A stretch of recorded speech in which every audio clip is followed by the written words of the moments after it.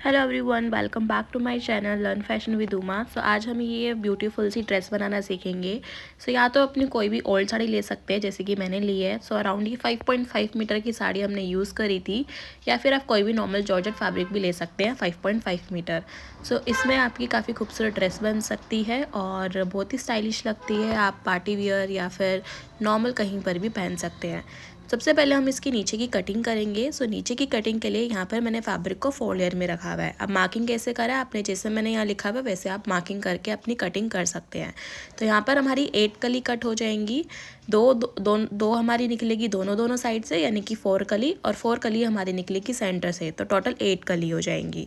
तो इस तरीके से कटिंग आपको करना है, क्योंकि देखो अगर आप इसकी कटिंग भी आप अम्ब्रेला कटिंग में करते हो तो कभी कभी क्या होता है कि उसका घेर लटक जाता है, तो लाइनिंग दिखने लगती है। तो कली कटिंग में ऐसा कुछ फ़र्क नहीं आता है, क्योंकि हम स्ट्रेट कटिंग करते हैं तो इसका घेर भी अच्छा आता है और लटकने के कोई भी चांसेस नहीं रहते हैं। तो आपकी मर्ज़ी है, आपको जैसा कटिंग करना है वैसा आप कर सकते हो, बट 8 कली की कटिंग हम प्रेफर करते हैं नॉर्मली नीचे किसी की घेर में करने के लिए। तो इस तरीके से हमने इसको थोड़ा सा राउंड शेप दे दिया है कली का, नीचे से भी और ऊपर से भी। तो 4 कली सेंटर में है। अभी मैंने ये ओपन कर दी तो ये 2 कली आपको साइड से दिखेंगी। ठीक है, इसको भी मैं ओपन कर रही हूँ तो ये भी 2 कली है हमारी, और एक जो कली है आपको वो हाफ हाफ करते हुए दिखेगी, क्योंकि वो साइड में थी तो वो हाफ हाफ कली दिखेगी। अब हम अपनी मेन फैब्रिक की कटिंग करेंगे। सो मेन फैब्रिक को भी हमने यहाँ पर 4 लेयर में फोल्ड कर दिया है। जो आपका साड़ी का फैब्रिक था उसको आपको 4 लेयर में फोल्ड करके यहाँ पे कर लेना है। अब यहाँ पे ऊपर आपको जो वेस्ट डिवाइड बाय 6 करके यहाँ पे आपको मार्क करना है।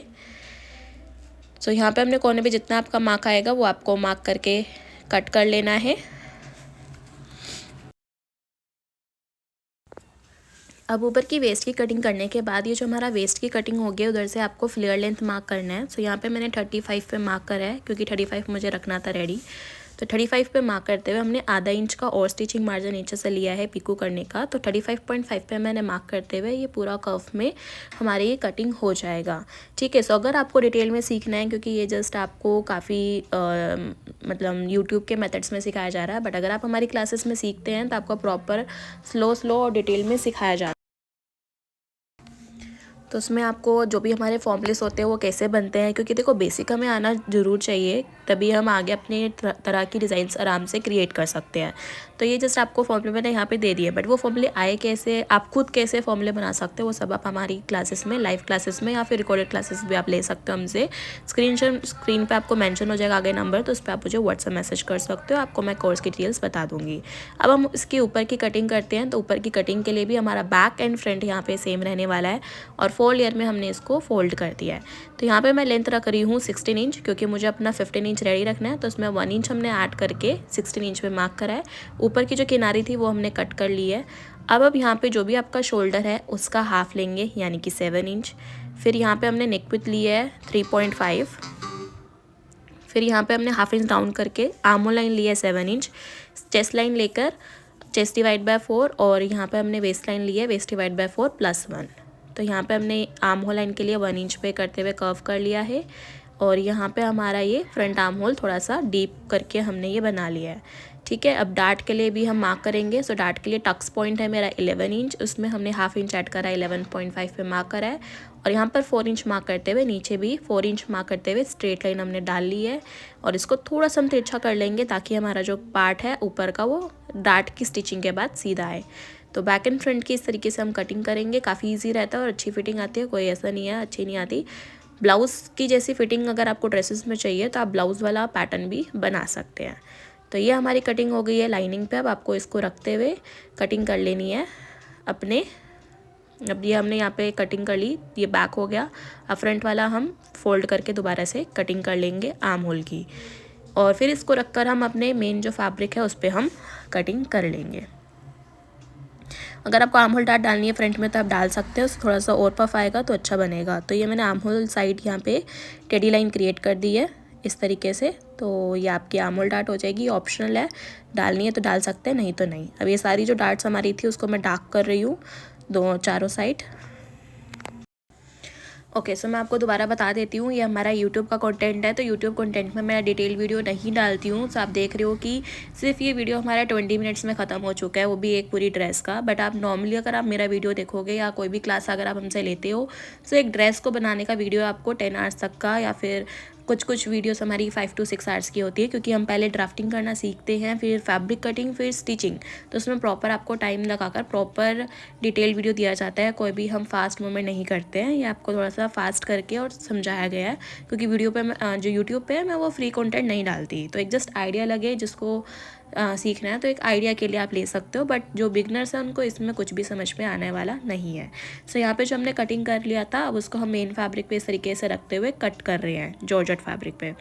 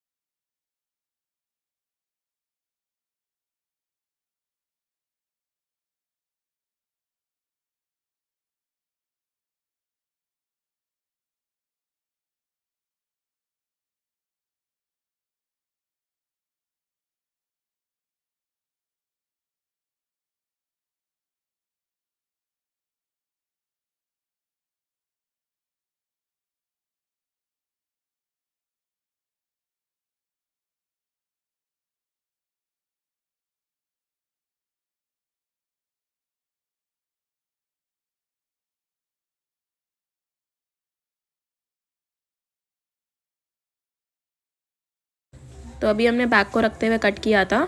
तो अब आपको ना इसको एक बैक का अलग कर लिया, अब आपको फ्रंट का रखते हुए फ्रंट का आर्म होल इसमें कट कर लेना है। ठीक है, तो ये मैंने ओपन कर लिया है। तो इसमें से मैं एक लेयर को रिमूव कर दूंगी, वो मेरा बैक पार्ट हो जाएगा।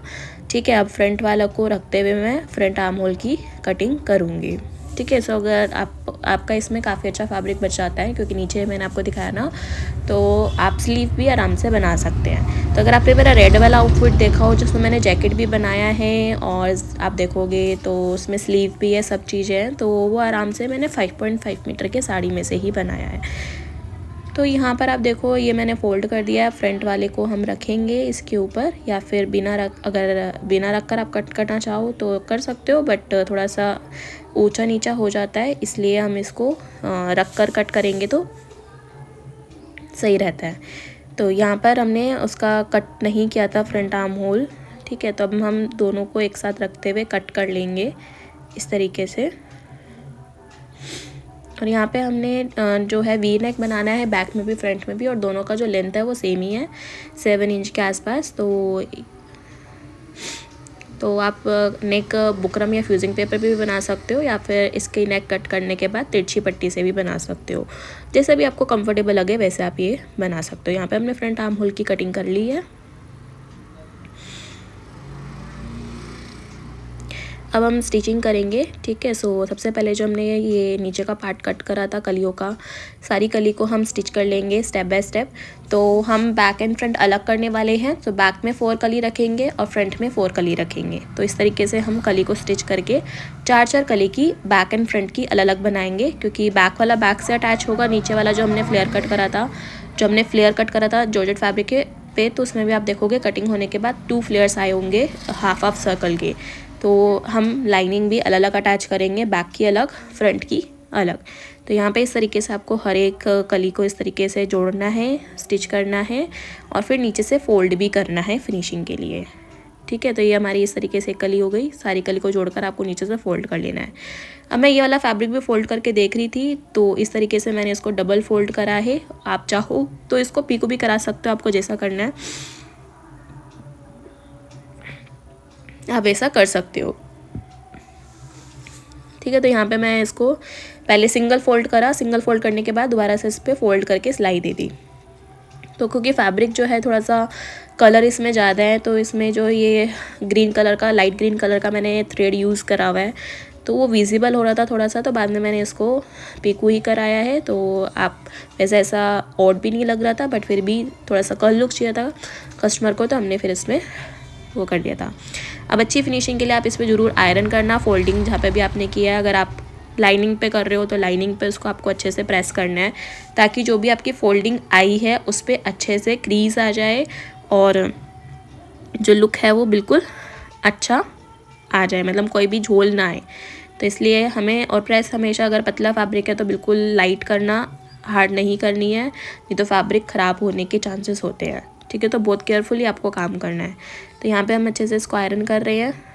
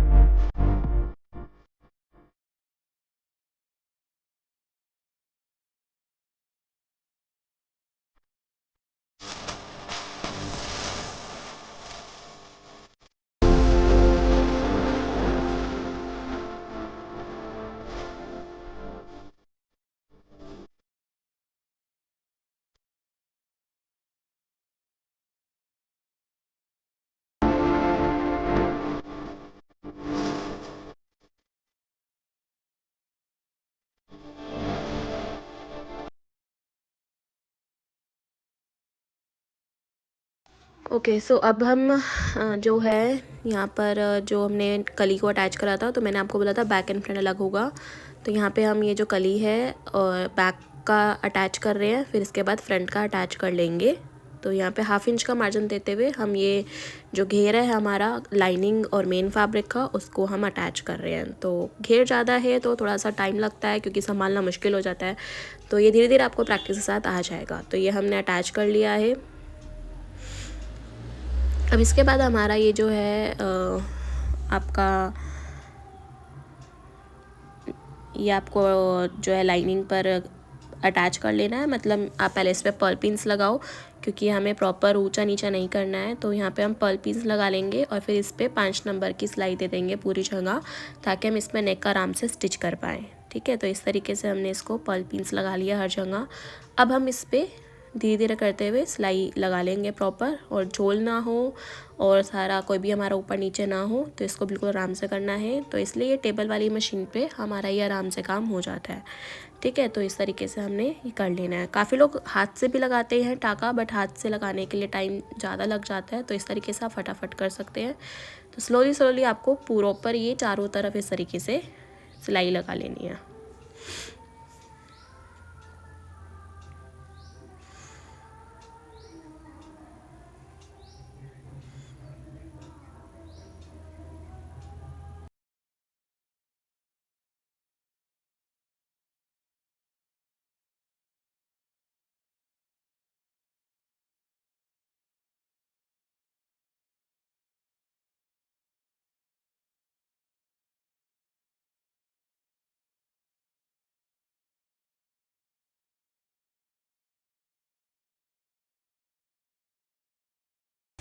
सो अब जो भी आपका सिलाई के बाद एक्स्ट्रा फैब्रिक निकल रहा होगा उसको हम कट कर लेंगे, क्योंकि ये एक्स्ट्रा फैब्रिक आ जाता है। मेन आपका जो एक्स्ट्रा फैब्रिक होता है वो आपका मेन फैब्रिक ही आता है, क्योंकि लाइनिंग हम एग्जैक्ट कट करते हैं और जो मेन फैब्रिक होता है वो थोड़ा सा एक्स्ट्रा कट हम करते हैं, ताकि वो एक्स्ट्रा कम ना पड़े। ठीक है, अब हमारा ये जो नेक है वो मैंने कट कर लिया था। इसका नेक विड्थ मैंने लिया था 3.5 और नेक लेंथ लिया है मैंने 7 इंच। दोनों का सेम रखा है। और यहाँ पर हम इस तरीके से रखेंगे सेंटर पे, सेंटर मार्क कर लेना नेक का भी और मेन फैब्रिक का भी। अब यहाँ पे हम सेंटर पे इस तरीके से स्टिच लगा देंगे पहले। ठीक है, थोड़ा सा 1 इंच छोड़ देना है। अब कट करके आपको जो नेक का शेप है उस अकॉर्डिंग हमें अब स्टिच करना है।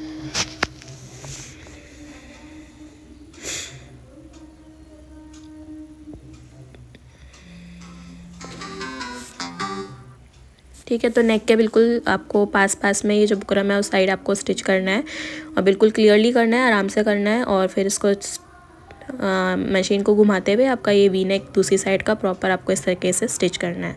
कटिंग करने के बाद एक बार ये पीछे से ज़रूर चेक कर ले कि आपकी लाइनिंग प्रॉपर जो शेप है वो स्टिचिंग की आई है या नहीं आई है।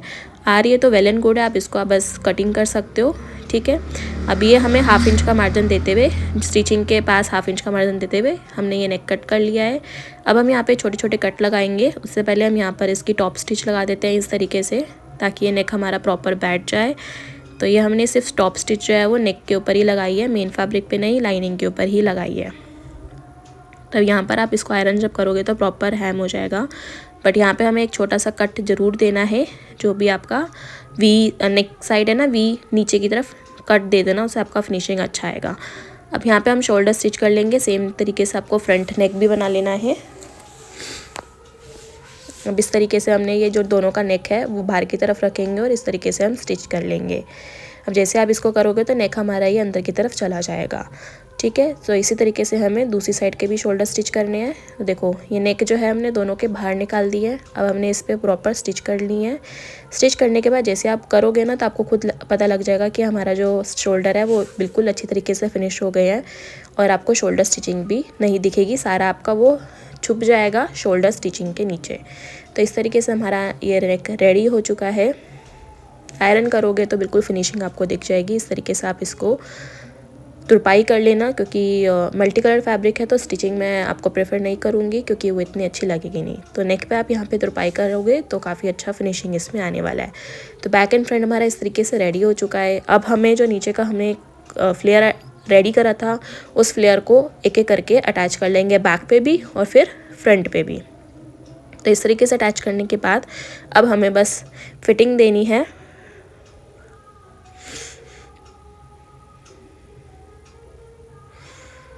तो आपको फिटिंग लाइन आपको दिख रही होगी चौक से ऑलरेडी। सो हमने जो मार्जिन लिया था वो 1.5 का लिया था, तो वो 1.5 का हम लेंगे। यहाँ पे मेरा थोड़ा सा सिलाई उधड़ गया था तो इसलिए पहले मैं वो स्टिच कर रही थी। तो अब आपका यहाँ पर इस तरीके से आपका जो भी मार्जिन आपने लिया था उतना मार्जिन लेते हुए ये ऊपर से लेकर आपको नीचे तक स्टिच कर लेना है। मैच करना चाहिए, अगर नहीं कर रहा है तो आपको वो एडजस्ट कर लेना है। कैसे एडजस्ट करते हैं ये सब चीज़ें वो आपको मेरी लाइव क्लासेस और में समझ में आएंगी। अब हमने यहाँ तक ज्वाइन कर लिया। अब हम सिर्फ जॉर्जेट वाले फैब्रिक को लेंगे और उसको हम नीचे तक स्टिच करेंगे। ठीक है, लाइनिंग वाले फैब्रिक को हमने साइड में कर दिया है। अब सिर्फ हम जो फैब्रिक है जॉर्जेट वाला वही सिलाई करेंगे। तो वो हम करेंगे नीचे से ऊपर की तरफ, ताकि अगर हम ऊपर से नीचे करते हैं तो छोटा बड़ा ना हो।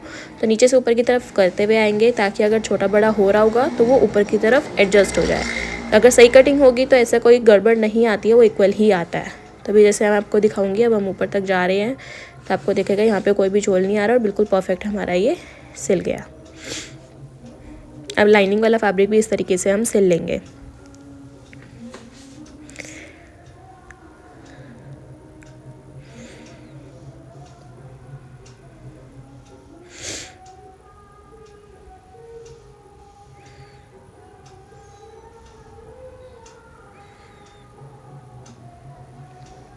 दूसरी साइड भी हमें बिल्कुल एग्जैक्ट इसी तरीके से करना होगा। तो बिल्कुल फिनिशिंग के साथ आपका फ्लेयर दोनों अलग अलग हो जाते हैं। तो इसी तरीके से हमारी साइड की स्टिचिंग होती है। और अगर आपको इसको ऑल्ट्रेशन करना हो तो फ्यूचर में आप इजीली इसको ऑल्टर कर सकते हो, चेस्ट से वेस्ट से टाइट हो जाए। तो ये है इसका फाइनल लुक। तो आप देखेंगे कितना मस्त इसका लुक हमारा आया है। तो आराम से इसको ऑल्ट्रेशन करके आपको किसी और को पहनना होता है, आप अभी कोई भी आराम से इसको ऑल्टर करके पहन सकता है, ज़्यादा टाइम नहीं लगेगा। टाइट करना हो तो टाइट भी ईजिली हो जाता है और लूज़ करना हो तो लूज़ भी हमारा ईजिली हो जाता है।